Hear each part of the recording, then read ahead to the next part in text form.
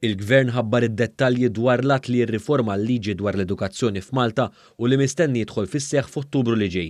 Dan tħabbar f'konferenza tal-aħbarijiet tal-Gvern ġewwa l-Iskola Nazzjonali tal-Isport f'Pembroke hekk kif ġie spjegat li dan l-att għandu lan li joħloq bilanċ bejn id-drittijiet u d-dmirijiet tal-ġenituri, l-istudenti u l-imsieħba kollha fis-settur. Fil-fatt dan l-att jinvolvi diversi reviżjonijiet fosthom ir-rikonoxximent uffiċjali ta' tagħlim mid-dar għal raġunijiet validi. Dan jista' jinvolvi każijiet bħal dawk ta' studenti barranin li jiġu Malta mal-ġenituri għal ftit xhur. Hawnhekk il-ġenituri jridu jgħaddu minn proċess ta' applikazzjoni fejn fost oħrajn iridu jinkludu l-programm ta' edukazzjoni li qed jirċievu wliedhom u li jista' jkun ukoll awditjat. Permezz ta' dan l-att issa dritt tal-edukazzjoni se jestendi wkoll għal ċittadini minn pajjiżi terzi. Dwar aktar dettalji f'dan l-att, One News tkellem mal-avukatu konsulent Denis Zammit hekk kif preżenta preżentazzjoni dettaljata dwar dan l-att.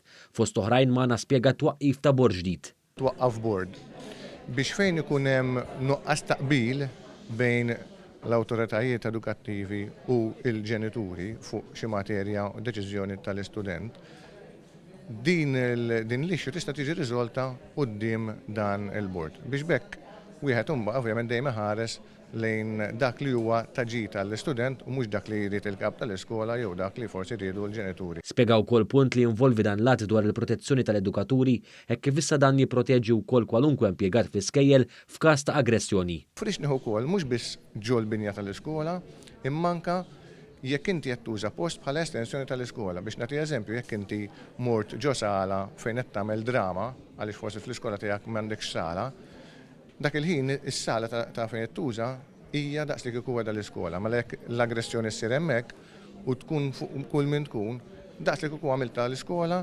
fuq edukatur mill-iskola. Dan l-artiklu jipproteġi wkoll għalliema mhux fi-skejjel tal-Istat hekk kif qabel dawn ma kinux meqjusa uffiċjali pubbliċi.